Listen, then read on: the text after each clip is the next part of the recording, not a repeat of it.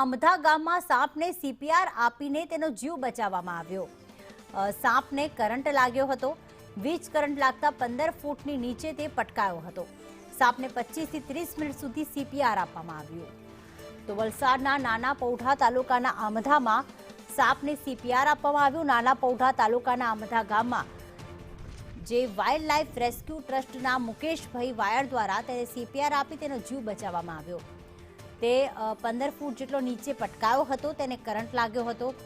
25 થી 30 મિનિટ સુધી તેને સીપીઆર આપી અને સાપને રેસ્ક્યુ કરી જંગલમાં છોડી મૂકવામાં આવ્યો છે અને આ સીપીઆર આપવાની મદદથી તે સાપને બચાવી લેવામાં આવ્યો। તો યુવકે સીપીઆર આપ્યું અને ત્યારબાદ જે સાપ છે તેનો જીવ બચી ગયો હતો। સાપને પાણી પણ પીવડાવવામાં આવ્યું। 25 થી 30 મિનિટ સુધી તેને સીપીઆર આપી તેને જંગલમાં છોડી મૂકવામાં આવ્યો છે। જાવેદ, ખૂબ જ કહેવાય કે યુવકે પોતાના જીવની ચિંતા કર્યા વગર કે સાપ તેને ડંખ મારશે, તેને ઝેડ ચડશે, પણ સાપનો જીવ બચાવ્યો છે। શું વિગતો સામે આવી આ ઘટના અંગે? જી, આ યુવક જ્યારે ત્યાંથી પસાર થયો હતો એના ગામમાંથી, ત્યારે આ સાપ જે છે એ જે વીજ પોલ જે છે તેના ઉપર હતો અને ત્યાંથી એ નીચે પટકાયો હતો। એટલે યુવકનું એવું કહેવું હતું અને બીજા લોકો ત્યાં જે ભેગા થયા હતા તેમનું એ પ્રમાણે કહેવું હતું કે આ જે સાપ છે એને કરંટ વાગ્યો હતો અને નીચે પડ્યો।